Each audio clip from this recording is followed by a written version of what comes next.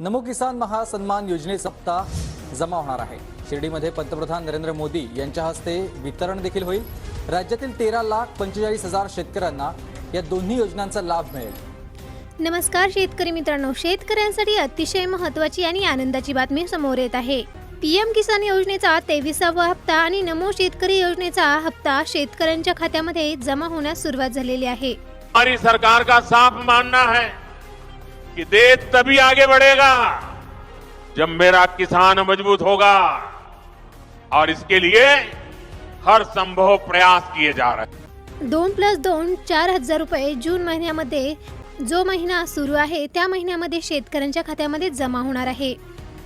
शेतकरी बांधवांनो, आज मुख्यमंत्री देवेंद्र फडणवीस आणि पंतप्रधान नरेंद्र मोदी यांच्या माध्यमातून मोठी आनंदाची बातमी समोर आली आहे। नमो शेतकरी योजनेचा 9वा हप्ता आणि पीएम किसान योजनेचा 23वा हप्ता एकत्रितपणे वितरित करण्याचा निर्णय झाला आहे।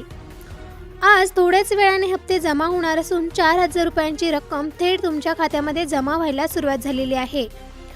कॅबिनेट बैठकीमध्ये मुख्यमंत्री देवेंद्र फडणवीस आणि पंतप्रधान नरेंद्र मोदी यांच्या हस्ते पहिल्या टप्प्यात शेतकऱ्यांच्या खात्यामध्ये हा विधी जमा होणार आहे। पहिल्या टप्प्यामध्ये जालना या जिल्ह्याची निवड करण्यात आली असून बँकांमध्ये निधी हस्तांतरित करण्याचे काम वेगाने सुरू आहे। जिल्ह्यातील पात्र शेतकऱ्यांच्या खात्यावर आज 4,000 रुपयांचा एकत्रित लाभ जमा केला जाणार आहे। विदर्भातील अकोला जिल्ह्यातील लाभार्थ्यांचा डेटा बँक अद्ययावत असून तिथपर्यंत पैसे वर्ग करण्यास मंजुरी सुद्धा मिळालेली आहे। प्रशासनाने या जिल्ह्यांसाठी निधी अगोदरच वितरित केला असून बँकांनी तो लाभार्थ्यांच्या खात्यावर पाठवण्यास सुरुवात केली आहे। आज थोड्याच वेळाने हप्ते जमा होणार असल्यामुळे कापूस उत्पादक शेतकऱ्यांना मोठा आर्थिक आधार मिळणार आहे। आणि प्रत्यक्ष शेतकऱ्यांच्या मनामध्ये हा प्रश्न सुरू असेल, कोणत्या तारखेला पैसे हे जमा होणार आहे। सरकारने जूनच्या शेवटी म्हणजेच 28 ते 29 तारीख डिक्लेअर केलेली आहे। मराठवाड्यातील बीड जिल्ह्यातील पात्र शेतकऱ्यांसाठी सरकारने विशेष निधीची तरतूद केलेली आहे। डीबीटी प्रणालीद्वारे ही रक्कम थेट खात्यामध्ये जमा होणार असल्याने कोणत्याही मध्यस्थाची गरज उरलेली नाही।